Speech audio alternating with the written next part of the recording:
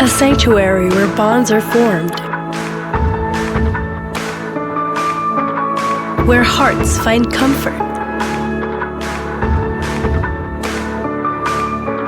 A journey that goes beyond what is, touching every facet of life. It's more than a gathering.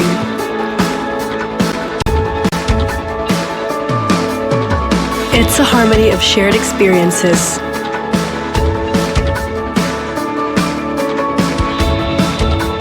A foundation of hope,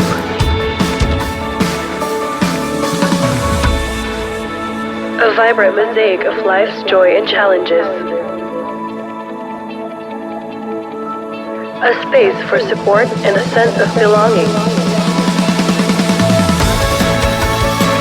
A place where our faith deepens and our spirits nourished.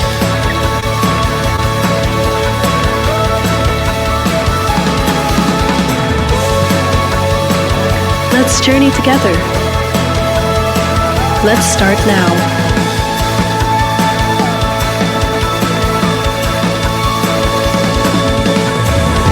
You are home. You are welcome. You are loved.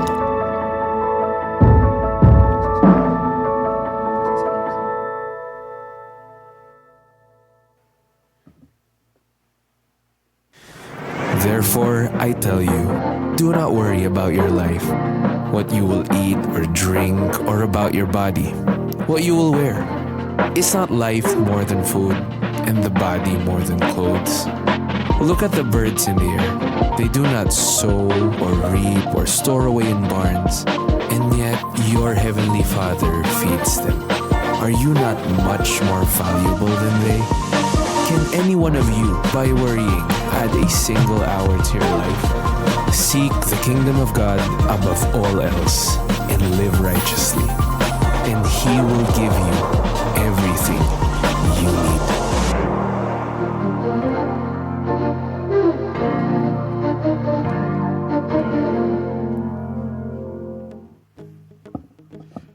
Good afternoon, Feast. Hello, hi. Whew. Grabe yung gospel. Grabe yung mass kanina. I invite you to stand. And para medyo mag-loosen up tayo. Everyone, stand on your feet. Just want to reflect again. This is just our second service, right? Second service. Whew. Pero grabe ang lakas ni Lord sa atin. Amen ba yun? Amen. So, bago tayo mag-start, pakitap naman yung katabi. Pakisabi, thank you, andito ka. Yung nasa right muna. Tapos yung nasa left naman, thank you, andito ka rin. Yan. Tapos pagkatapos nun yung sarili mo, thank you, andito ako. Amen. Basta amen yun kasi nagpunta tayo dito. Some way, somehow, the Lord guided us here. Amen. Amen. And now, I want to invite you to join us in this worship song. It's a new song from Feast. Just enjoy the song. Just feel His presence. If you don't know the words, that's fine. Just jump. Just shout. We will teach you the song along the way. Ayos ba yun? Amen ba yun? Amen. So let's go. Bago tayo mag-start, gusto ko muna makarinig ng isang palakpakan kay Lord. Isang palakpakan lang. Ganitong palakpakan lang para kay Lord. Amen. Let's go. Let's go. Woo! I know you see me. Hey. You call me by name. I'm not abandoned. I'm not abandoned. You came down for me. I'm not forsaken. I'm not forsaken. You saved me by grace. I know you want my heart. You set me apart. Church. So whatever comes my way, I am held in your embrace. All together. I have confidence in your faithfulness. I've seen what only you can do. I belong to you. What you say is true. This is what I hold on to. You are glorious. You're marvelous. All power belongs to you. I have confidence in nothing else but you. Let's go. Let's go, church. He is in this room.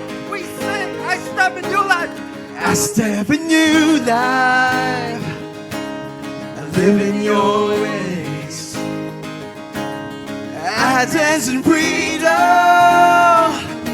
with songs of your praise. Church, so whatever. So whatever comes my way, I am held in your embrace.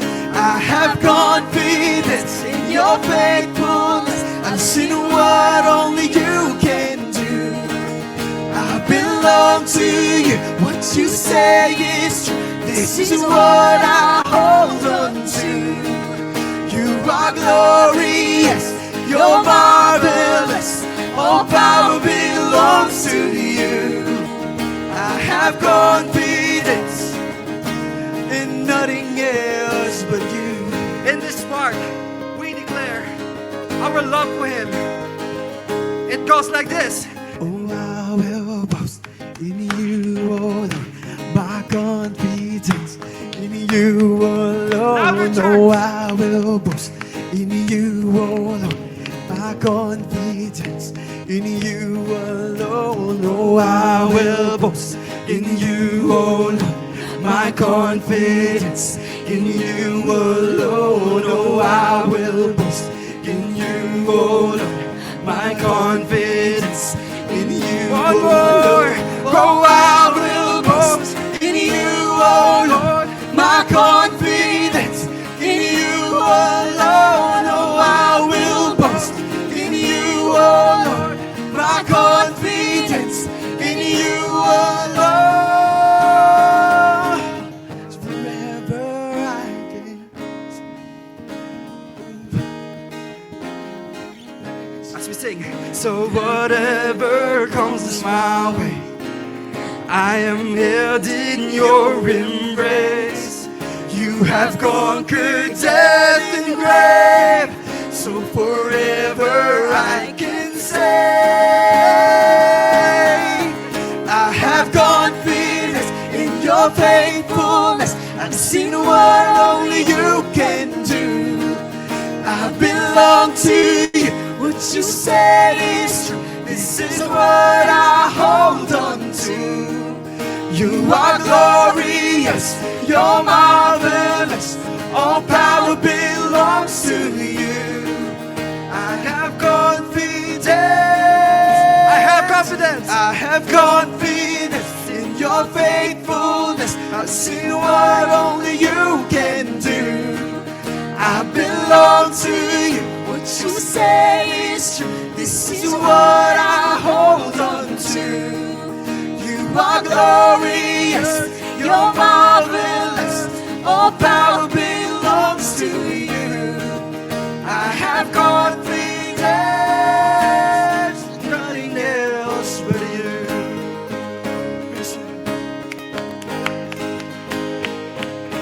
And nothing else but you.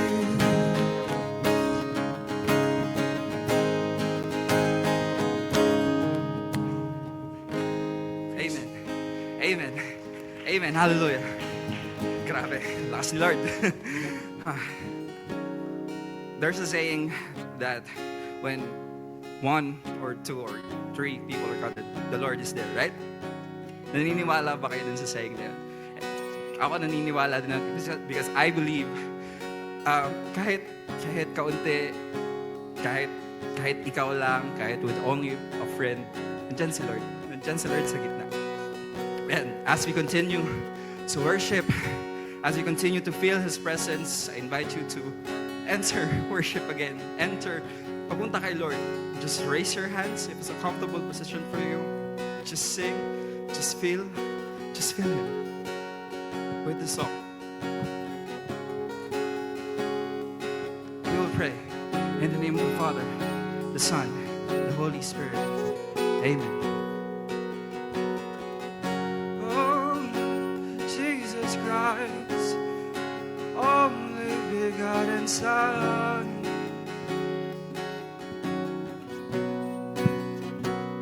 in the coming, in the going of every season, you know what you're doing.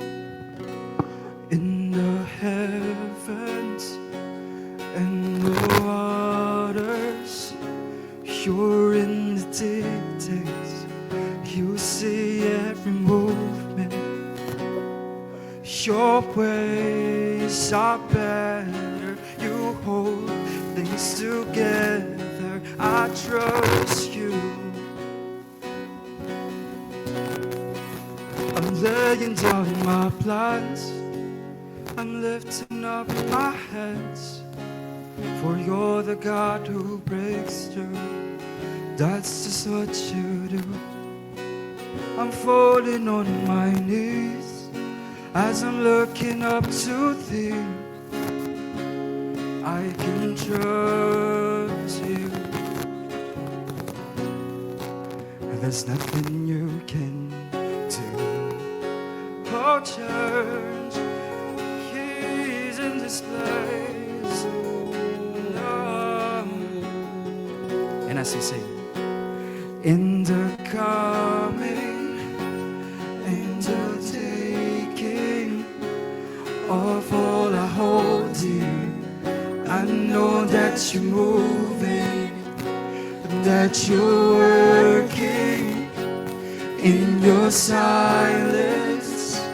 You never left me, and you never will. You've always been faithful, my God. You were able. I trust you. I can trust you. I'm laying down my plans. I'm lifting up my hands. For you're the God who breaks through. And that's just what you do. I'm falling on my knees as I'm looking up to thee. I can trust you. There's nothing you can do. You are all powerful. You are blessed. You are my Savior, reigning above my depression, my loneliness. Oh,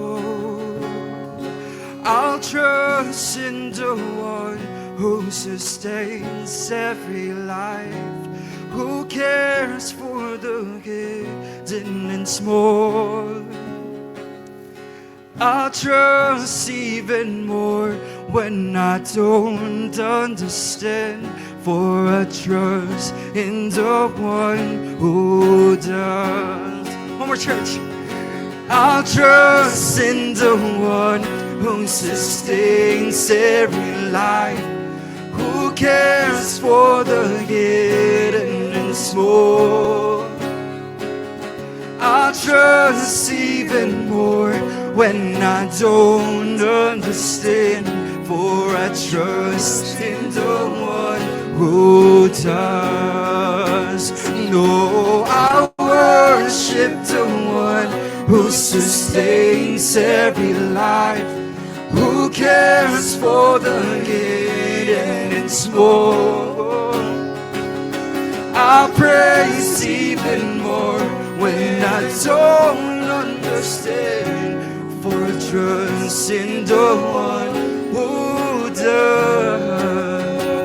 For I know I can trust you, God.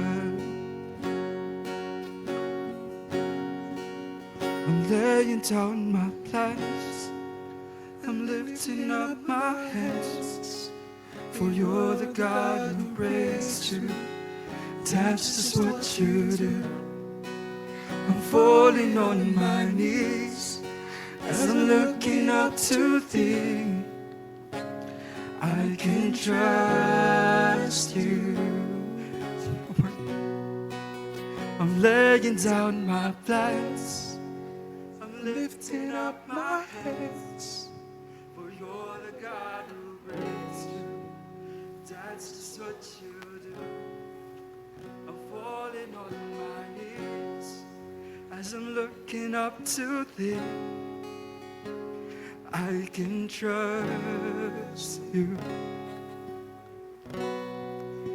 There's nothing you can do.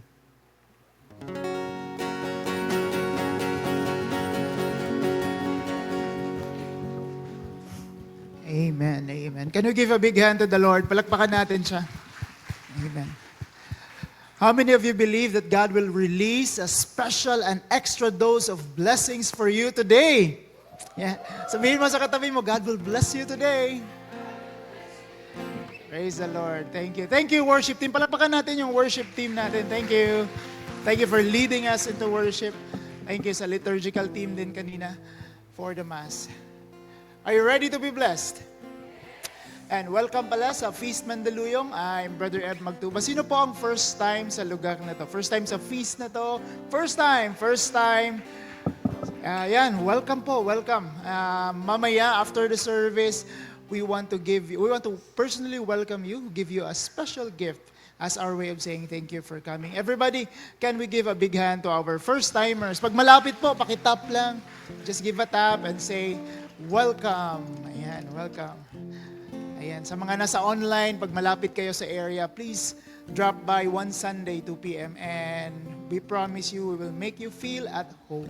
Are you ready to be blessed? If you're ready, let's pray our favorite prayer in the feast. In the name of the Father, in the Son, in the Holy Spirit. Amen. Together.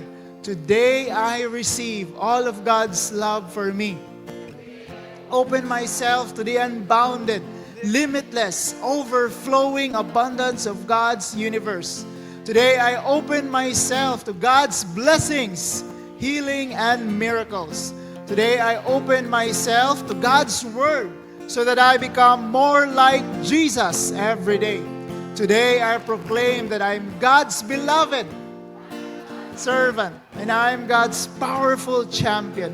And because I am blessed, in Jesus' name, amen. Brothers and sisters, let's raise our hands to honor His Word.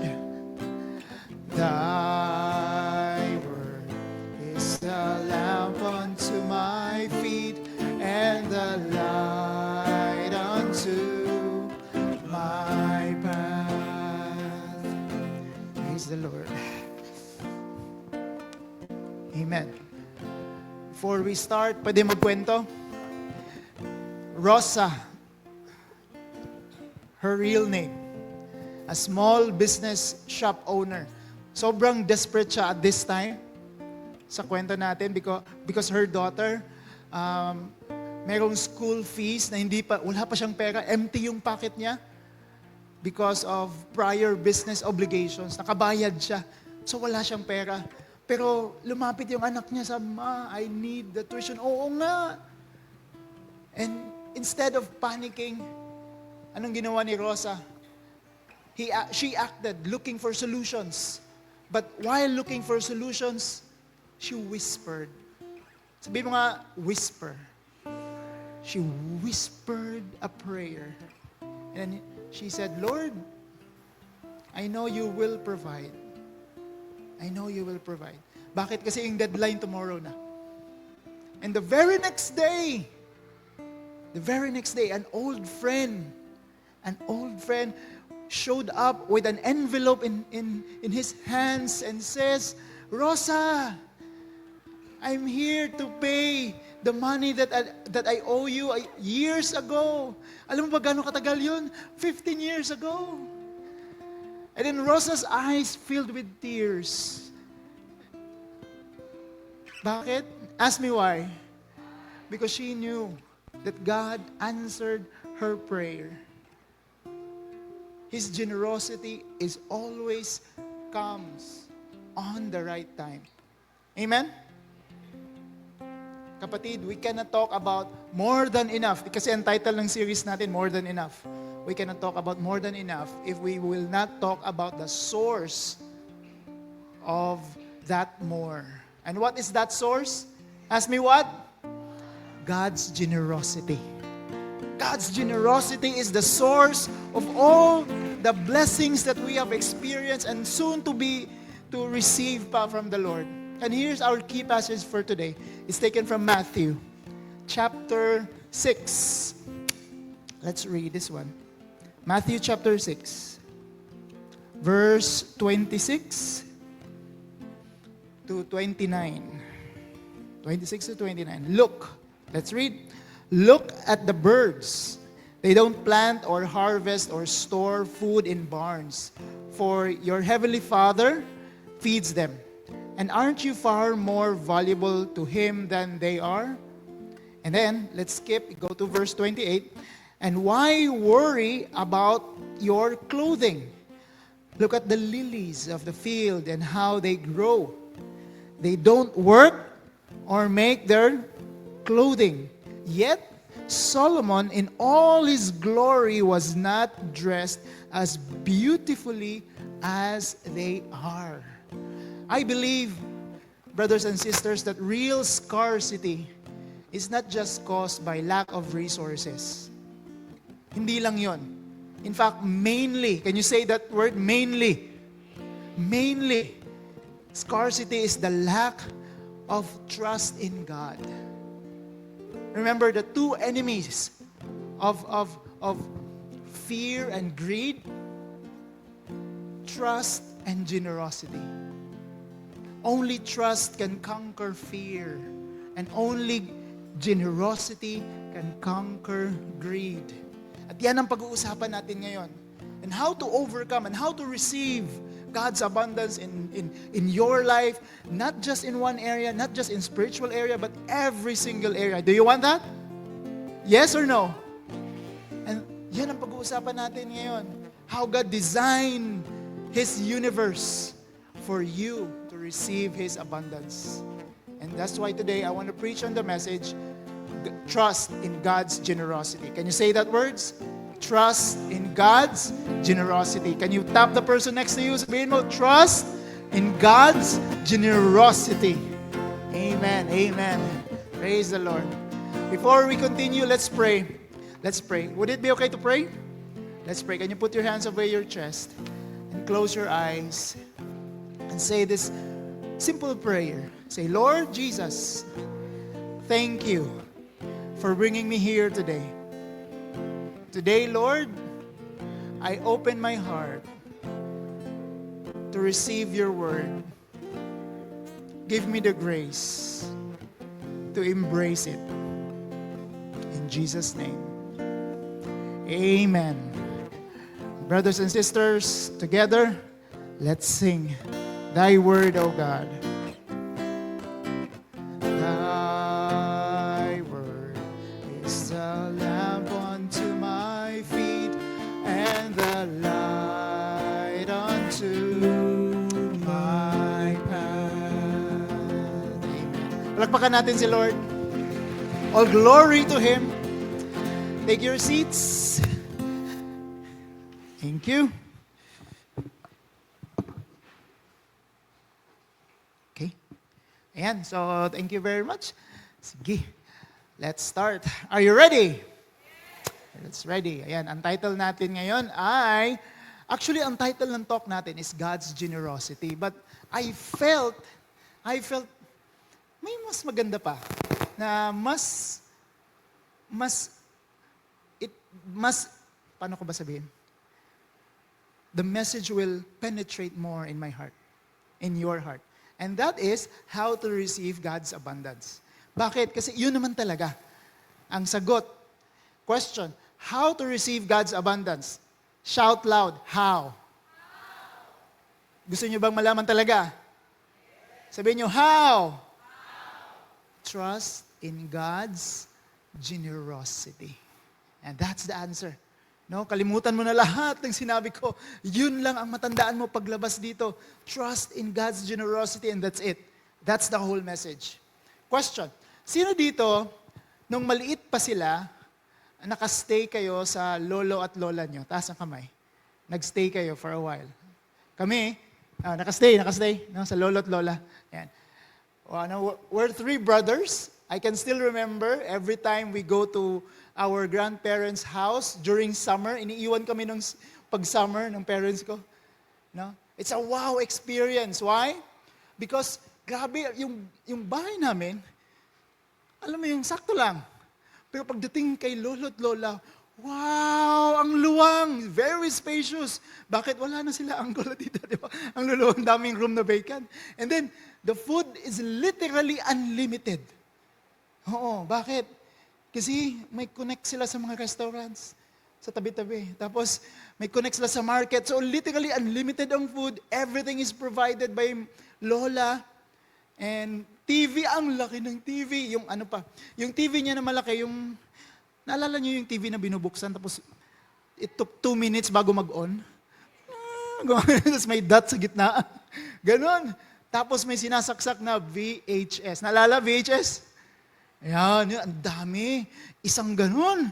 Mamimili lang kami. Hindi ko malimutan. Ang unang-unang pinanood ko, Terminator 1. Terminator 1 at saka Top Gun. Yun. And everything is provided by Grandma. Games. Oo, yung games. Hulaan nyo anong games to.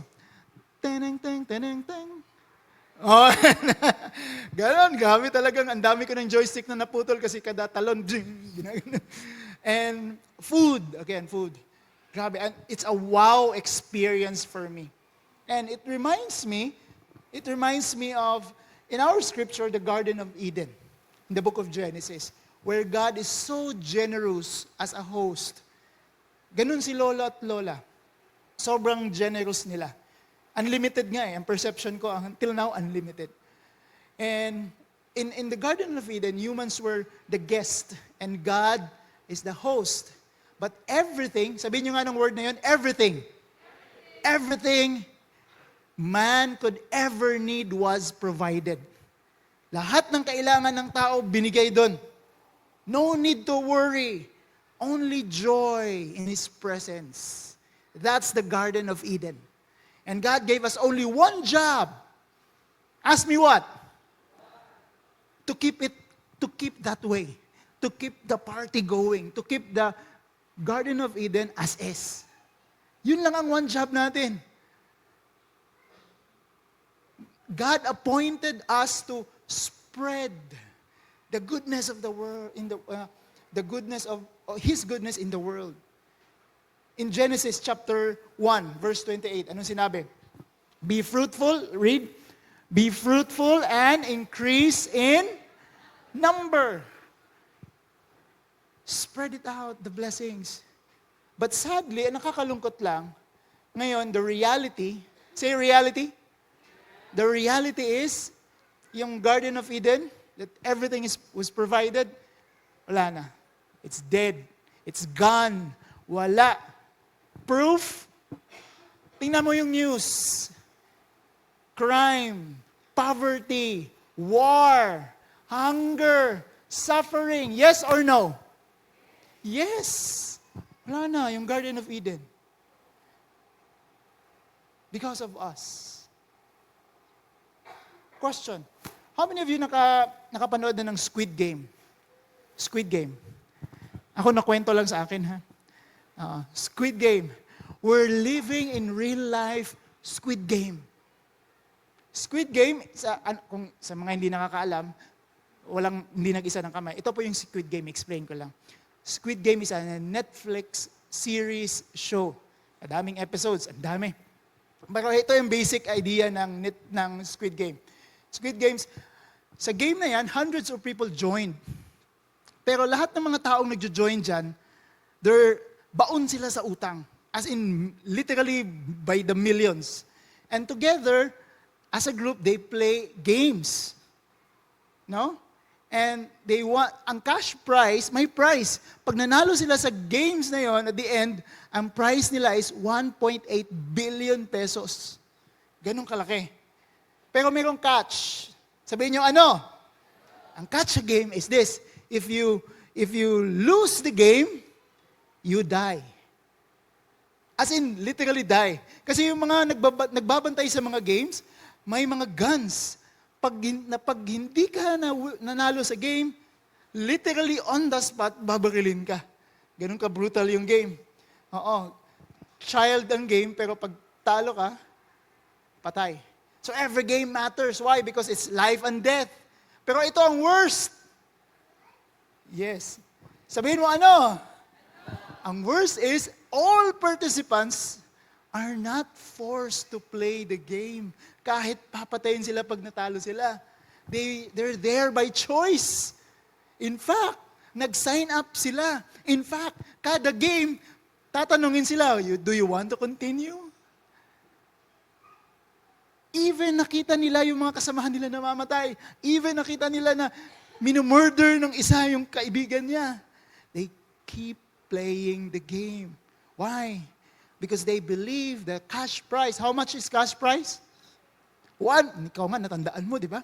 1.8 billion was their only way out from a miserable life. Kasi lahat sila baon sa utang. And season 2, ito na kwento ulit sa akin. Hindi ko napanood.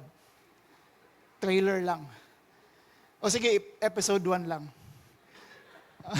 At saka yung last episode. Anyway, pinanood ko talaga. So,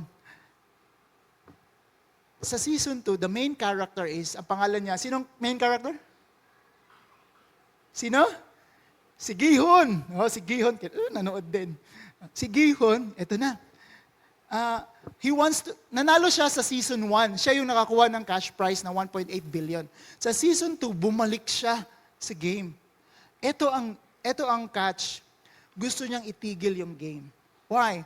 Kasi he witnessed how the suffering and the loss of countless lives is.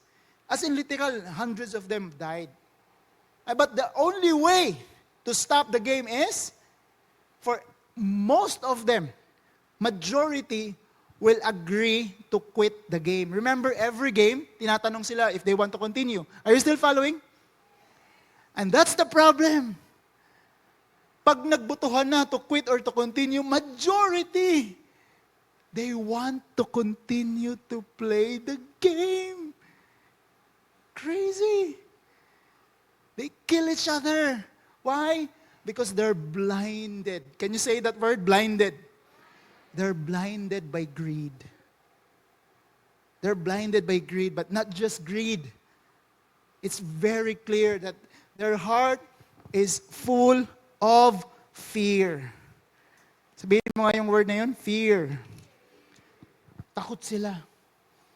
Takot sila. Bumalik sa buhay nila na hopeless at miserable. Here's the fact. Behind all greed is the fear of scarcity.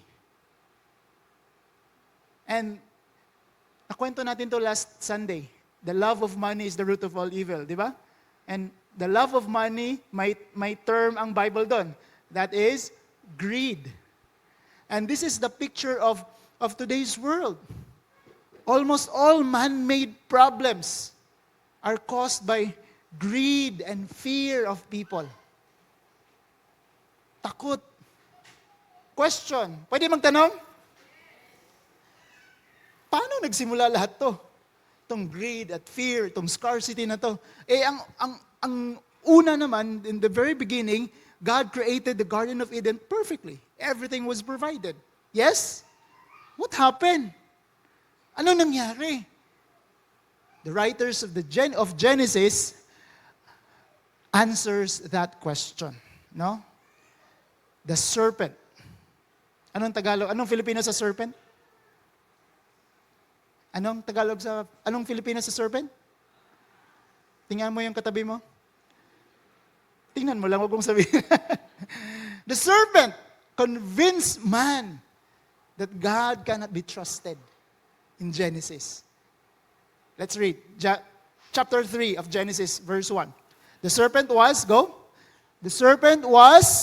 the shrewdest of all the wild animals the Lord God had made. One day, he asked the woman, did God really say you must not eat the fruit from any of the trees in the garden?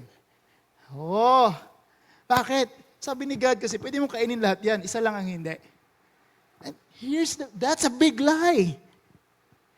Imagine kung may 1,000 fruit tree doon, 99 you can enjoy.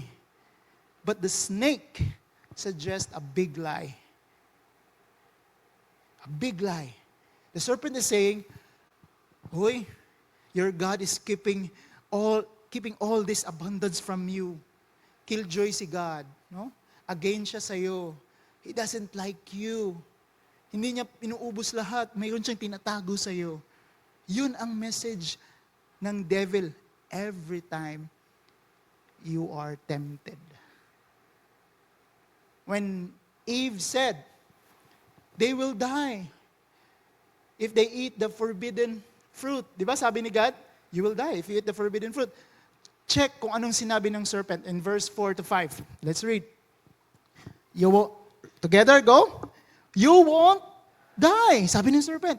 The serpent replied to the woman, God knows that your eyes, louder, will be opened as soon as you eat, and you will be like God, knowing both good and evil. And this is the core of all temptations to commit sin. The devil injects this fear in us, in our hearts, with a question. Ano yun? Ask me, ano yun? What if there's not enough for you? What if there is not enough for you? Ngayon, ikaw, talaga, oo nga, no? What if there's not enough for me? So anong gagawin mo ngayon? The devil's script is this. Booking na natin yung devil. Ito ang palaging script niya ever since. That's why, to defeat an enemy, you need to know the enemy. Ito ang script niya. Do you want abundance? Siyempre, sasagot ka, yes. I want blessings in my life. You must take, sasabihin niya, you must take matters into your own hands. Grab what you deserve, even when it means disobeying God. Kasi deserve mo naman yan. Kasi there's not enough for you. And surprisingly, most people in the world respond to that lie. God thinks in abundance. The devil thinks in scarcity. Why? Ask me why. Because scarcity mindset will blind you in God's abundance. Kapag binibless na tayo, tulad sa Garden of Eden, yung example ko na isang 1,000 fruit trees, how one is forbidden, how much is allowed, how many is allowed? 999. Yet, because of the lie, Adam and Eve was not able to see the 999. They were blinded. Are you following? Because of scarcity. Even God has already provided for you. Feeling mo hindi pa talaga. Feeling mo kulang. Feeling mo kawawang-kawawa ka. Hirap na hirap ka. Gumagapang sa putik, mga ganyang level. No? And that's why you're still in fear. Causing not to give and fight, even to the point of hurting others. Yes? So here's a big question. Masyado kayong seryoso ngayon, ha? Question. Look at your behavior towards money, because this is a money series. Look at your behavior towards your own money. Are you living in Squid Game? Full of fear? Not more than enough? Grabbing? Or are you living in God's abundance? God's house? You can answer that by your own. Some people ask me, Brother Eb, how can I grow my income? Paano palakihin yung income ko, bro? Napakadalas yung i-message sa akin. Yung iba tumatawag pa talaga, bro, paano ba kumita ng mas malaki? Paano ba i-increase ng, yung iba may goal pa, paano ba mag-increase ng 20,000 per quarter, Brother Eb? Wow, grabe, may goal. Paano? Through the years, one thing I realized through the years, it's not more on IQ. Hindi, na-observe ko kasi, hindi rin more on education. Kasi mas maraming matalino o mas maraming hindi masyadong gifted or talented, pero ang laki ng income. Pero yung iba naman, sakto lang. It's more on mindset. Can you say that word? Mindset. I believe growing your income, our income is all about having the abundance mindset. Why? Because your perception creates your reality. Even though there's a lot of opportunities, when you perceive that there's lacking, what will you feel? Nothing. You will not take action because you feel there's lack. Remember this, your beliefs determines your behavior, and your consistent behavior will determine your consistent actions. Thus the result. Perception. How do you see the world? For people in abundance mindset, they see differently. Iba ang tingin ng mga taong nasa abundance mindset. They see problems. Anong tingin nila sa problems? Opportunities to grow. Anong tingin nila sa mga challenges? Stepping stones. Yung iba na scarcity mindset, ang tingin nila, problem, ay, ayoko niyan. Ay, hirap yan. Challenges, lalayo. Remember, income is just the side effect of value that you provide. And what is value? Your ability to solve problems. Gaano ba kalaking problema ang sinusolve mo sa office? Gaano ba kalaki ang problema ang sinusolve mo sa negosyo? Kasi ang sagot dyan will determine how much income you have. Yes or no? Yes. Yung nasa abundance mindset, they don't quit. Why? Because they believe God will provide. How many of you believe that? God will provide. Raise your hands. God will provide. That's why they won't quit. My grit. No, my grit. Because they trust that God is a generous God. Do I hear an amen? But there are two kinds of abundance mindset. How many? Two. Abundance mindset fueled by greed, and abundance mindset fueled by generosity. Dalawa. No? So, discuss natin very quick.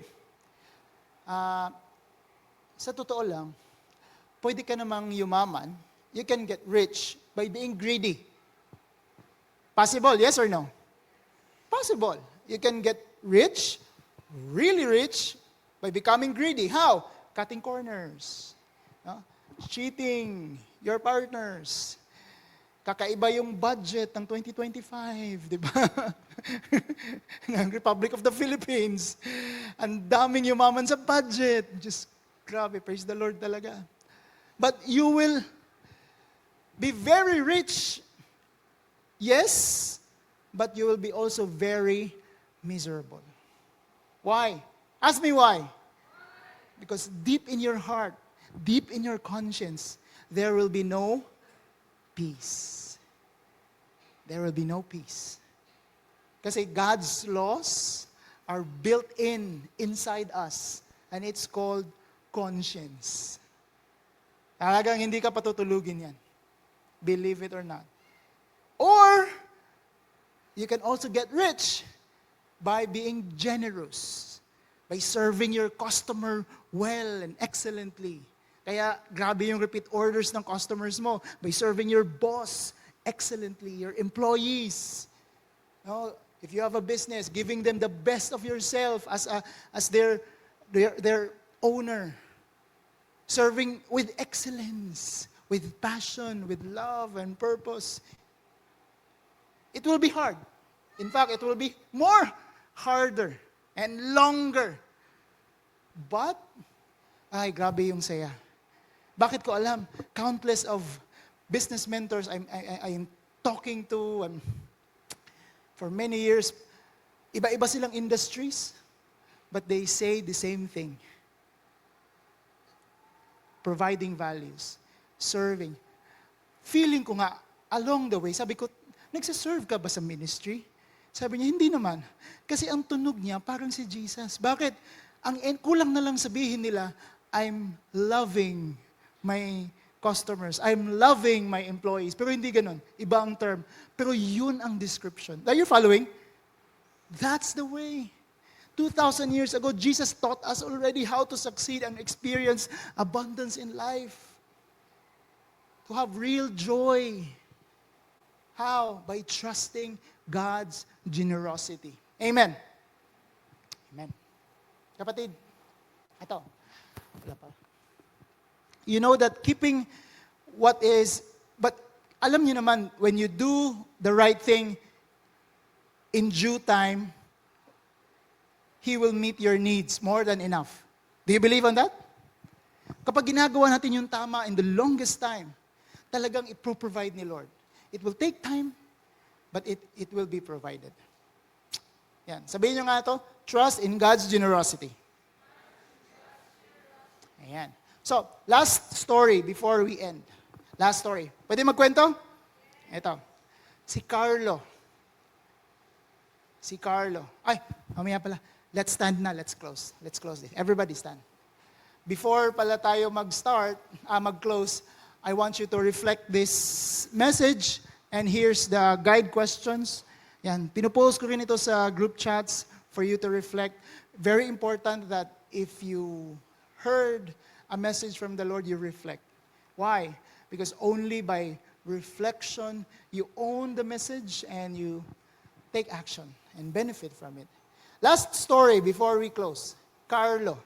Ang pangalan niya, Carlo. Normally, office worker siya. One day, he sat down on his desk and super worried si Carlo. Talagang nag-worry siya. Bakit? Because he lost his job. Literally, he lost his job from a bad decision sa work. Maraming siyang sablay na nagawa to the point na na-fire siya. And at that moment, late afternoon, he had no idea how he would pay the rent next month. Kasi wala na siyang job. Per month yung income niya, he's living paycheck after paycheck. And sabi niya, paano ako magbabayad ng rent? Paano yung mga expenses ko? How would I send money for my family back home? But instead of drowning to fear, Carlo acted. Nag-action siya. Take action. Naka-attend yata ng feast, di ba? And then, what happened is, for many weeks, he did his best to apply for a new job online and on-site. Talagang nag-apply siya, talagang click ng click, apply. Tapos nag-pass ng resume, nag-pass ng referral. Ganun di ba kayo mag-apply? Di ba? Apply na. Oo. Tapos ang common na sagot ay, don't call us, we will. Oo, ganun. Experience ko rin yan. Grabe. Ang ending after many weeks, almost a month na, paalis na siya. Wala na siyang money. Wala pa ring job offer kay Carlo. Talagang nag-worry na siya. And then, one night, in his room, Carlo knelt down and prayed. Grabe nung nag-share siya nito, talagang iba pala. And then sabi niya sa prayer niya, Lord, help me to have a second chance. Kasi nga, meron siyang bad decisions ginawa, kaya siya na fire. Sabi niya, help me to have a second chance. I trust you will make a way. 0 job offer. 0 job offer. And just in time, right after his prayer, his cell phone rang. A distant relative offering, after a little chit-chat, offering a new job in another city with a free place to stay. So wala na siyang bayad sa rent. Plus, may allowance. Plus, he got chance for further study for free because of that job. And then pagbaba niya sa phone, Carlo just smiled. Alam mo yung nakangiti pero tumutulo yung luha. Alone in his room. And then tumingin siya sa kisame. Tumingin siya sa kisame. Wala namang heaven. And then sabi niya, thank you, Lord. Thank you, Lord, for the second chance. Brothers and sisters, bakit ko kinento yun? Because this is the core message of why Jesus came here for us. Jesus is saying, can we start over again? This is the reason why He came, to invite us back to the Garden of Eden, to a life of abundance, to the kingdom of God. Kasi at the end of the day, binibigyan namin kayo ng novena to pray for every goals in your life. Yes, to be healthy. Yes, to prosper financially. Yes, to have a great career. Yes, to have a great relationship. Pero at the end of the day, pag nasa dulo ka na, you will realize one thing. Ask me what? That the greatest dream, that the greatest longing, that the greatest hunger we have is God Himself. He is the reward. Amen? Nung panahon ni Jesus, ang daming injustice and oppression. Under sila ng Roman rule. Grabe yung tax, ang taas. Grabe yung injustice. Anytime, pwede silang patayin ng mga Roman soldiers with no justice. But Jesus did not fix that. Hindi niya in-overthrow yung mga oppressors nila and even the corrupt leaders they have. No? Why? Ask me why.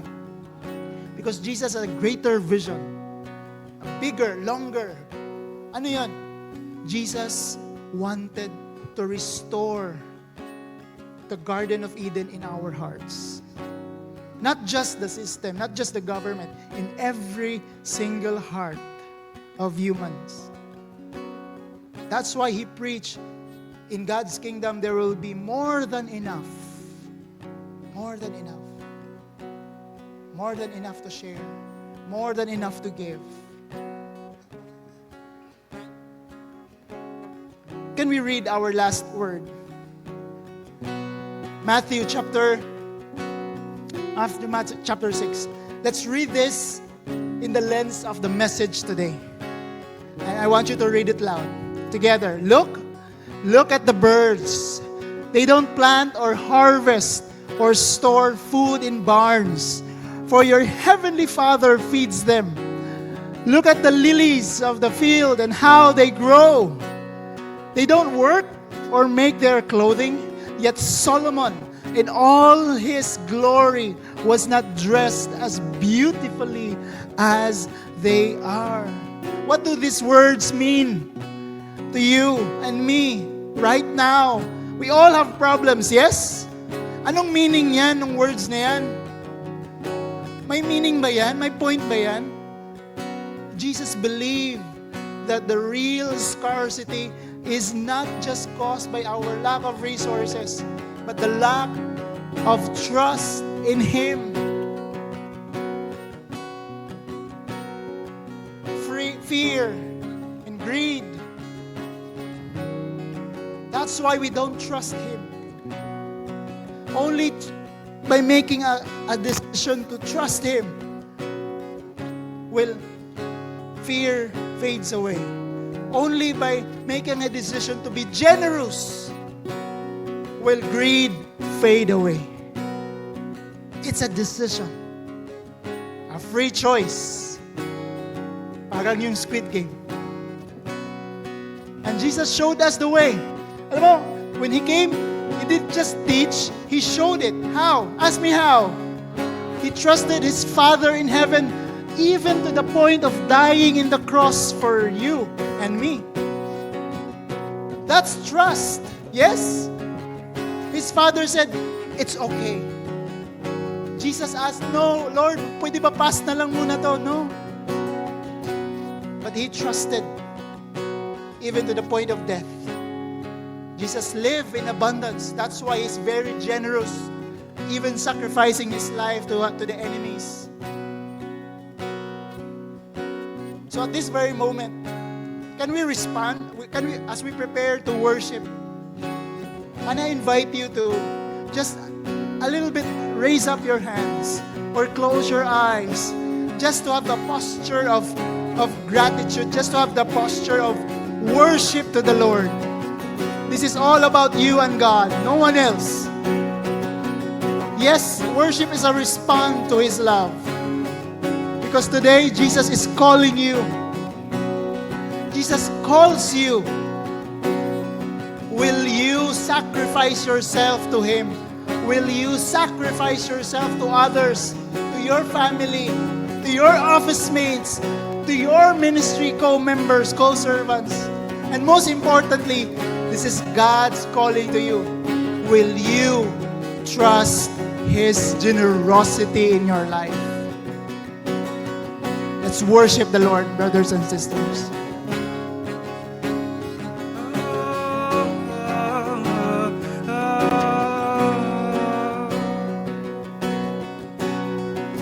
I'm laying down my plans, I'm lifting up my hands, for you're the God who breaks through.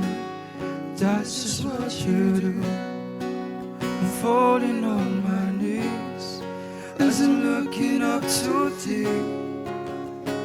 I can trust You. There's nothing You can do. Oh, I trust You, Lord, all my life. In the giving, in the taking of all I hold dear, I know that You're moving and that You're working. In Your silence, You never left me, and You never will. You've always been faithful, my God. You are able, I trust You. I can trust You. I'm laying down my plans, I'm lifting up my hands, for You're the God who breaks through. That's just what You do. I'm falling on my knees as I'm looking up to Thee. I can trust You. There's nothing You can do.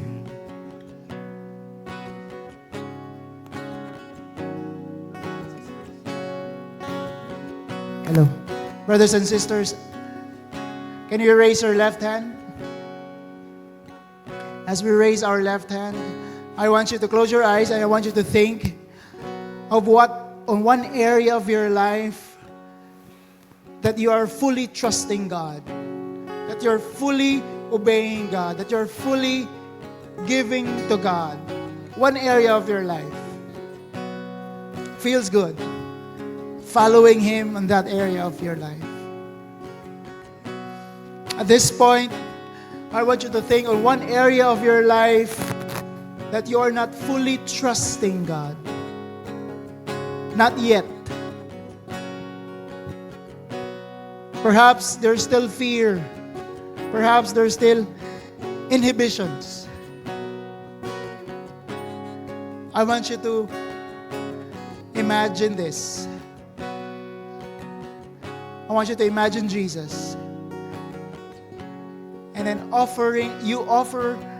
you give that one area of your life to Him right now. Total surrender, total trust. Believing that God is a generous God. Believing that God knows what He is doing. Believing that He will take care of you no matter what. Surrender that area of your life and make a decision. Everybody say, Jesus, I trust You in this area of my life. Help me, Lord. Give me the grace to totally surrender to You. In Jesus' name. In Jesus' name. Amen.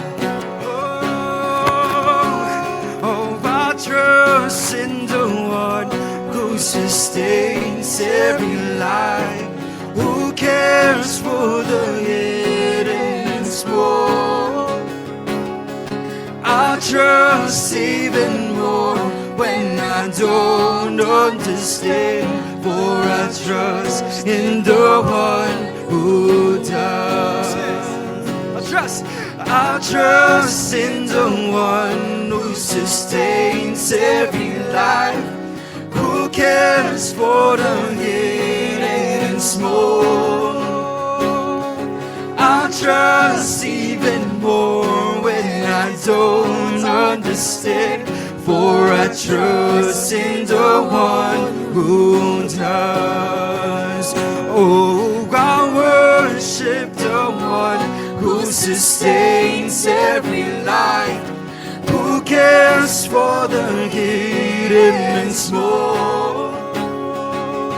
I praise even more when I don't understand, for I trust in the one who does.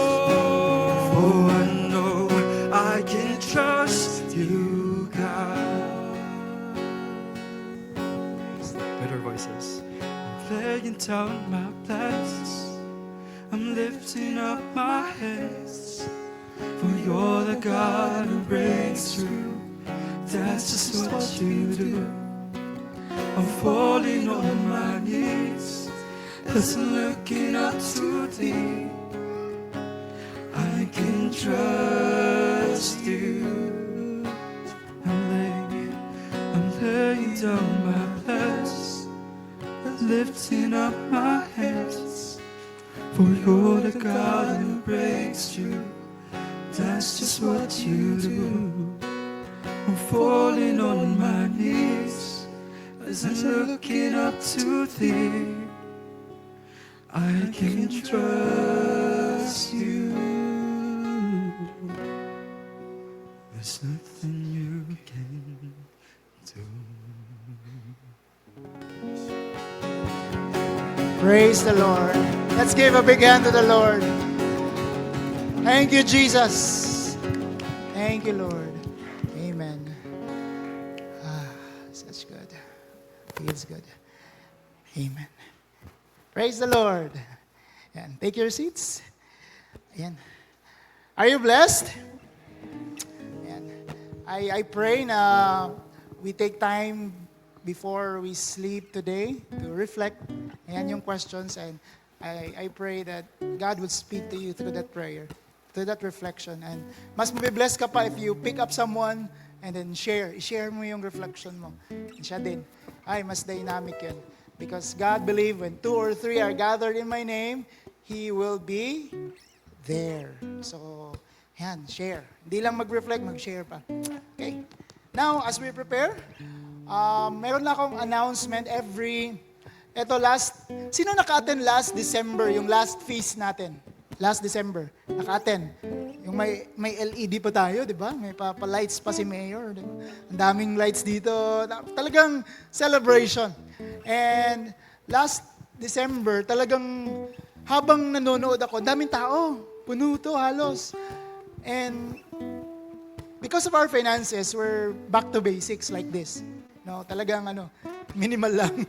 Kasi magastos. But, nung last December, nangarap ako, sabi ko, Lord, once a year lang kasi yun. Sabi ko, Lord, minsan lang naman ako maglambing. Habang nagsa-celebrate dito, talagang saya-saya, doon ako sa likod. I cannot forget, tabi ni Marvin. I cannot forget, sabi ko, I whispered to the Lord, and I said, Lord, instead of once a year yung ganito, na super bongga ang setup, sobrang ganda, ay LED wall pa, pwede ba once a month? Lambing lang talaga. Pwede ba once a month, Lord? And talagang binitbit ko yun sa heart ko. Nung nagbakasyon na, 4 weeks tayong nagbakasyon eh. So after 4 weeks, during the planning, talagang nasasama siya. Sumasagi sa isip ko. Once a year, pwede once a month. Ganun. And true enough, there's an event, one of our servants here, may nag-birthday sa Jollibee, and then may na-meet akong long time friend. And then, nakwento ko lang yung fees, and masaya, ganyan-ganyan. And nag-hint siya, sabi niya, naghahanap nga ako saan ako pwedeng mag-support? Talaga? So ako, excited na ako. Pero hindi ko sinabi. Pakipot. Sabi ko, okay, let's find a way. Pero excited na ako. Kunin ko yung number mo. Aba, hindi binigay yung number. Oh, so wala akong number. Sabi ko, oh my God, paano na ito? Saan na pala sinabi ko na kailangan namin? Tapos may messenger. Oh, sa messenger, you don't need a number. I called. Nag-ring. Nung nag-ring, kunento ko. Sobrang excited ko kumento, hindi na siya nagsalita. And then, at ending, sabi niya, okay, bro. Sige, game. I'll support for next 6 months. Merong, yung once a year mo, magiging monthly na, yung LED wall mo, at saka yung may lights and so on. Sabi ko, grabe, sabi ko, thank you, Lord. Talagang pagbaba, sabi ko, yes. Pagbasa ko sa talk natin ngayon, kasi gumagawa kami mga builder, binibigyan mga key points, ito yung one big message, ito yung verse. Ito yung message. Trust in God's generosity. Sabi ko, praise the Lord, talagang lahat ng message na ipapadaan mo sa akin, papa-experience mo sa akin, Lord. Kaya sinishare ko to sa inyo ngayon. Kaya ayoko talagang tumanggap ng talk ng exorcism kasi baka ipa-experience. so, abundance na lang, Lord. Paghahanap na lang ng pera para sa ministry.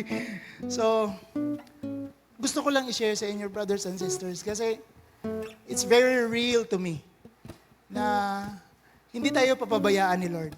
Amen? Bigay lang natin yung tiwala sa Kanya. Remember these 2 points. The only reason why we don't experience, or whatever area in our life, we don't experience abundance, more than enough level, is we have greed. And greed is rooted and fueled by fear. Fear. Kaya dati pa, jokingly sinasabi ko nga, pag walang pera, pag may fear, walang fear. Kasi may fear. Joke yun, walang tumawa, grabe. Woo! Support naman kayo, grabe, minsan-minsan lang yun. Pag may fear, walang fear. Takot eh. Takot. Paano na? I can't grab opportunities, you can't be bold, you can't serve because you're fear.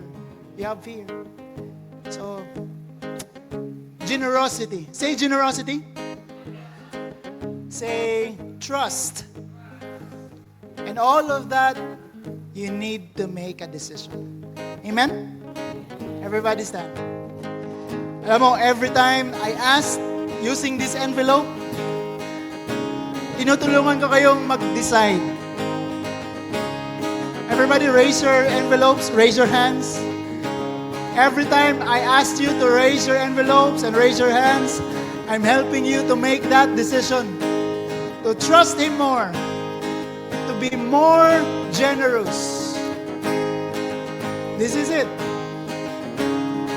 Let's pray. In the name of the Father, in the Son, in the Holy Spirit. Amen. Say, Jesus, today, I make a decision to be more generous. But more importantly, to trust you more. That you know what you're doing. That you are more than enough for me. That you love me beyond measure. Bless me, Lord, so that I can give more. In Jesus' name, amen. Brothers and sisters, with gratefulness in your hearts and smiles in your faces, come. Let's give to the Lord.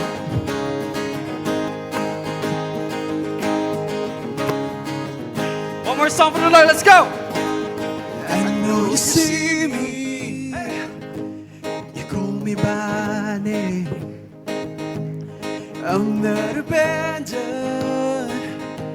You came down for me. I'm not forsaken. You saved me by grace. I know you want my heart. So whatever. So whatever comes my way, I am held in your embrace. I have confidence in your faithfulness. I've seen what only you can do. I belong to you. What you say is true. This is what I hold on to. You are glorious. You're marvelous. Your power belongs to you. I have confidence in nothing else but you. Woo! Praise the Lord. Fist. I step in new life. I live in your ways. I dance in freedom with songs of your praise. So whatever comes my way, I am held in your embrace. I have confidence in your faithfulness. I've seen what only you can do. I belong to you. What you say is true. This is what I hold on to. You are glorious. You're marvelous. All power belongs to you. I have confidence in nothing else but you.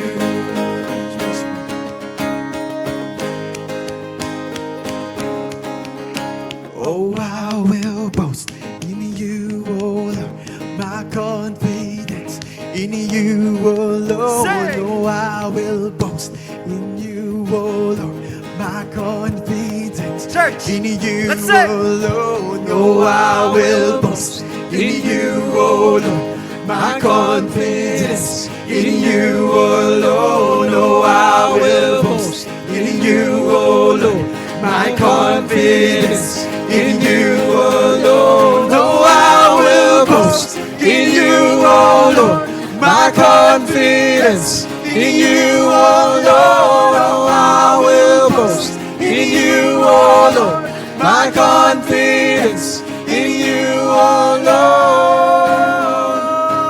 Whatever comes my way, I am held in your embrace. You have conquered death and grave. So forever I will say, I have confidence in your faithfulness. I've seen what only you can do. I belong to you. What you say is true. This is what I hold on to. You are glorious. You're marvelous. All power belongs to you. I have confidence. I have confidence in your faithfulness. I've seen what only you can do. I belong to you. What you say is true. This is what I hold on to. You are glorious.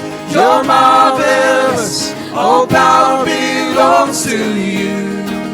I have confidence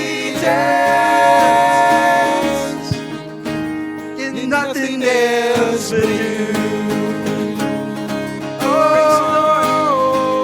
Oh, in nothing else but you. And what's one feast, hallelujah. Oh, glory be to the Father, to the Son, and to the Holy Spirit, as it was in the beginning, is now, and ever shall be, world without end. Amen. Thank the Father, the Son, the Holy Spirit. Amen. Thank you, Lord.